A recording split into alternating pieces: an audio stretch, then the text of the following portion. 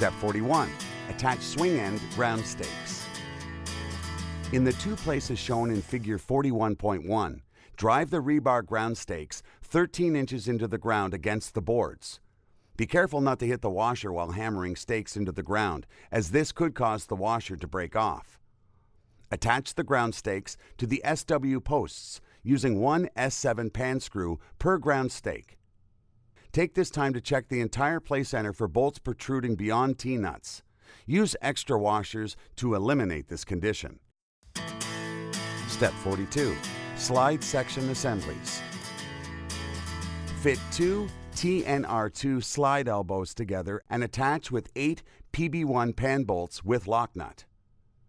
When installing the pan bolts, make sure to look at the holes so the bolts go through the side with the round recess and the lock nuts go through the side with the hexagonal recess.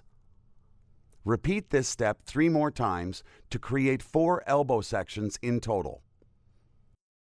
Attach the TNR2 slide RT flange and the TNR2 slide LT flange together using 4 PB1 pan bolts with lock nut.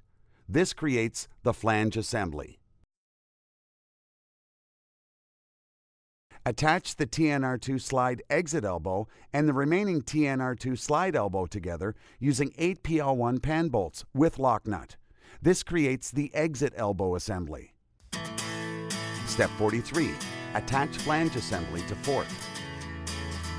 With a helper, place the flange assembly flush to the crow's nest on the fort.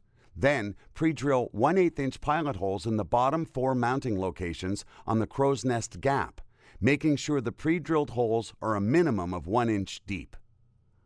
Attach the flange assembly to the crow's nest through the crow's nest gap and into the crow's nest front using 4 S7 pan screws with number 12 screw bezels in the pre-drilled holes. Make sure the flat surfaces of the flange assembly are flush to the crow's nest. Attach the flange assembly flush to the crow's nest SL top using 4 S6 pan screws with number 12 screw bezels and to both the crow's nest faces using 4 S6 pan screws per board. Step 44. Attach elbow assembly to flange assembly. Fit one of the elbow assemblies to the flange assembly by lining up the arrows on each assembly. Attach one TNR2 slide clamp ring to the top of the joined assemblies using 3 PB1 pan bolts with lock nut, making sure to match the arrows up with the end of the clamp ring where a seam will be. Use the quadrix driver as a guide pin for each hole before inserting bolt. Repeat this step to attach a second TNR2 slide clamp ring to the bottom of the joined assemblies. Connect the 2 TNR2 slide clamp rings together in 2 spots using 1 PB1 pan bolt with lock nut per hole.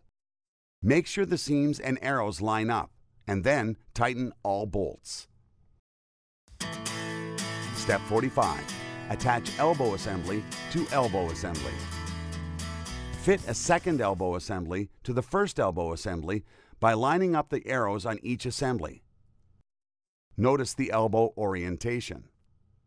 Attach one TNR2 slide clamp ring to the top of the joined assemblies using 3 PB1 pan bolts with lock nut, making sure to match the arrows up with the end of the clamp ring, where a seam will be. Repeat this step to add another TNR2 slide clamp ring to the assembly. Connect the 2 TNR2 slide clamp rings together in 2 spots using 1 PB1 pan bolt with lock nut per hole. Make sure the seams and arrows line up and then tighten all bolts. Step 46. Attach elbow assemblies and TNR2 slide support. Attach the 2 remaining elbow assemblies as instructed in steps 44 and 45. On the 4th elbow assembly attached, remove the pan bolt and nut which is facing the fort. The bolt will no longer be needed, but keep the lock nut. Loosely attach the TNR2 slide support at the slightly bent end to the clamp ring using 1 PB6 pan bolt with flat washer and the previously removed lock nut. Rotate the TNR2 slide support and attach to the post short using 1 S6 pan screw. Fully tighten the screw and bolt. Step 47. Attach SL support to ground back. Loosely attach the 470 SL support to the ground back using one G8 hex bolt with flat washer, lock washer, and T-nut in the top hole and one S15 wood screw in the bottom hole. Insert the SL support into the TNR2 post mount and attach with two PB2 pan bolts with lock washer and T-nut. Keep these bolts loose.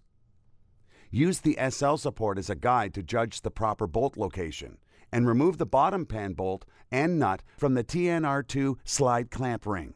The bolt will no longer be needed, but keep the lock nut. Attach the top of the TNR2 post mount to the TNR2 slide clamp ring using one PB2 pan bolt with the previously removed lock nut. Then tighten all the bolts and the screw from this step. Step 48. Attach TNR2 slide exit to exit elbow assembly. Insert the flange of the exit elbow assembly into the slots of the TNR2 slide exit. Rotate the slide exit and use a quadrix driver as a guide pin so the holes are aligned and attach with 5 PB1 pan bolts with lock nuts, starting at the bottom middle hole and working up each side. At this point, make sure all the slide bolts are tight. Use a 7/16 open-end wrench to hold the nut and then tighten the bolt with the quadrix driver on the clamp rings. Step 49. Attach exit end assembly to fort. Fit the exit end assembly to the last elbow assembly by lining up the arrows on each assembly. Notice the elbow orientation. Attach one TNR2 slide clamp ring to the top of the joined assemblies using 3 PB1 pan bolts with lock nut, making sure to match the arrows up with the end of the clamp ring, where a seam will be. Repeat this step to attach a second TNR2 slide clamp ring to the bottom of the joined assemblies. Connect the two TNR2 slide clamp rings together in 2 spots using one PB1 pan bolt with lock nut per hole. Make sure the seams and arrows line up and then tighten all bolts. Step 50. Attach ground stake to SL support. In the spot shown in figure 50.1, drive a rebar ground stake 13 inches into the ground against the SL support. Be careful not to hit the washer while hammering the stake into the ground, as this could cause the washer to break off. Attach the ground stake to the SL support using one S7 pan screw. Final step. Attach Id Plaque.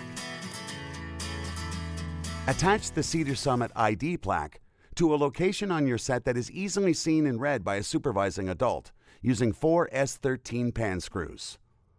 This plaque provides warnings concerning safety and important contact information. A tracking number is provided to allow you to get critical information or order replacement parts for this specific model. Now it is time to lay your protective surfacing. Please see page 3 of your instruction manual for proper guidelines. Thank you for choosing the Cedar Summit playset. It's time to let the kids on it and watch the fun. Enjoy. We know your children will.